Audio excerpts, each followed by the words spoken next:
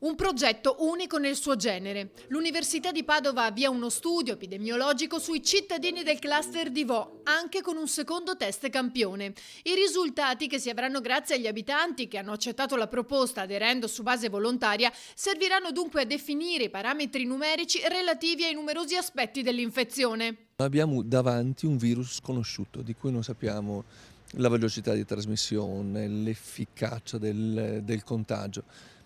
Questo studio per la prima volta mostra due punti, due momenti della stessa popolazione, una popolazione che ha avuto un contagio importante, il focolaio veneto principale, e di cui possiamo finalmente capire l'evoluzione progressiva. Questo aiuterà non solo a dare informazioni e aiutare la popolazione stessa, ma anche dare informazioni a tutto il mondo, per la prima volta su un virus nuovo, sconosciuto, che sta creando un'emergenza internazionale.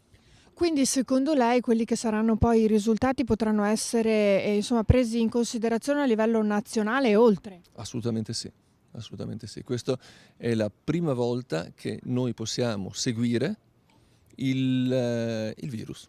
Su 11.000 tamponi, circa 3.000 sono stati effettuati a Vo. 90 i casi positivi con un'incidenza del 3,4%, ha ricordato l'assessore alla sanità Lanzarin. Nel corso della presentazione del progetto, finanziato dalla Regione con 150.000 euro, il governatore Zaia ha sottolineato come gli abitanti di Vo non siano cavie, ma un fondamentale contributo che sarà d'aiuto a tutti. È un grande studio che servirà alla comunità scientifica a livello internazionale. Va il mio tutto sostegno ai cittadini di Vo. Spero che Vo si apra dal cordone sanitario con la decadenza del decreto del Presidente del Consiglio dei Ministri. Prima di tutto perché la quarantena può definirsi fatta e praticata, e dall'altro questo studio dà forza a questo principio per cui il cordone sanitario a Vo non serve più. Il Presidente ha poi fatto il punto sulla situazione. Da un lato stiamo incrementando, daremo i numeri nelle prossime ore di quante postazioni per la terapia intensiva avremo in più. Ne abbiamo già 464, però è altrettanto vero che molti sono impegnati per l'attività ordinaria.